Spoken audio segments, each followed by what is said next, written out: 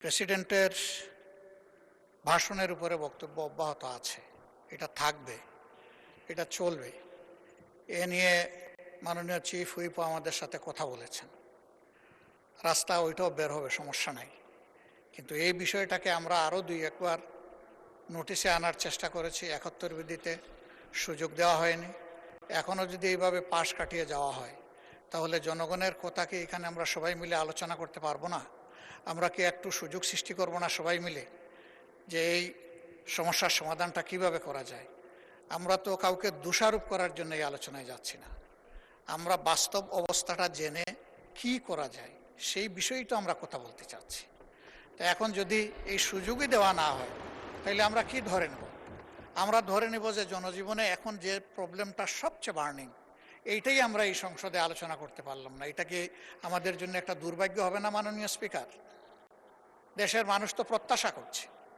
আমি নিজে এই বিষয়গুলো বাস্তবে বোঝার চেষ্টা করেছি। পত্রিকায় অনেক কিছু লেখা হয়, সামাজিক মিডিয়ায় অনেক কিছু আসে, তার কিছু বাস্তব কিছু অবাস্তব। নিজেকে বোঝার চেষ্টা করছি আসলে কতটুকু বাস্তব, কোন জায়গায় কোন সমস্যাটা। কিন্তু সব কিছু তো ওখানে গিয়ে আমি বুঝতে পারবো না। আরও কিছু বুঝতে হবে সরকারের সংশ্লিষ্ট মন্ত্রণালয় থেকে। আপনি বিবৃতির কথা বলেছেন, তিনি যে বিবৃতি দিয়েছেন আমি বাস্তবের সাথে কোনো মিল খুঁজে পাইনি। তো সে বিবৃতি দিয়ে কি হবে? এই বিবৃতিতে কি সমস্যার সমাধান হবে? একদিকে বলা হচ্ছে তেলের কোনো সংকট নাই, আরেকদিকে বাস্তবে কি ঘটতেছে সেটা তো সম্পূর্ণ ভিন্ন। এবং দেখতে যে এই নিয়ে দারুণ অসন্তোষ মানুষের মধ্যে। আমরা যদি এখানে একটু খোলামেলা আলাপ করতে পারি, সঠিক তথ্যগুলি যদি এই ফ্লোরে আসে, আমরা সবাই দায়িত্ব ভাগ করে নেব। জনগণ তো এই দেশে আমাদেরকে প্রতিনিধিত্ব করার জন্য এখানে পাঠিয়েছে। এই জনগণকে সঠিক জায়গায় আনার জন্য আমরাও দায়িত্ব পালন করতে চাই। তাইলে যদি আমাদের নোটিশগুলো এইভাবে কোনোটাই আলোচনায় না আসে, যদি বিবেচনায় না নেন, তাহলে মাননীয় স্পিকার এখানে থাকবো কেন? কী জন্য এসেছি? জনগণ তো তাদের প্রয়োজনে আমাদেরকে পাঠিয়েছে, আমাদের প্রয়োজনে তো এখানে আসেনি। সেই প্রয়োজনে যদি পূরণ করতে না পারলাম, থাকার তো কোনো সার্থকতা নাই। এই সংসদে আমরা প্রত্যেকটি সেকেন্ড ব্যয় করতেছি, এর পেছনে জনগণের রেভিনিউ তো খরচ হচ্ছে। আমাদের দায়িত্ব জনগণের কাছে। এগুলা তো আমরা আমাদের নিজস্ব সম্পদ দিয়ে গড়ে তুলিনি, জনগণের সম্পদ দিয়ে এটা গড়ে তোলা হয়েছে। আর আমরা কথাটা বলবো এই মুহূর্তের সবচেয়ে বার্নিং যে সমস্যা সেইটা নিয়ে। এইটাই যদি না দেন তাহলে কি আমরা জাস্টিস পেলাম আপনার কাছ থেকে? পেলাম না। মাননীয় নেতা, যদি আমি অনুরোধ করবো যে এইভাবে নোটিশটা নিষ্পত্তি না করে আপনি আজকে না করেন, একদিন পরে হোক, 2 দিন পরে হোক, বিষয়টা আলোচনার জন্য ফিক্স আপ করেন এবং তখন মুলতবি করে এটা আলোচনা করেন।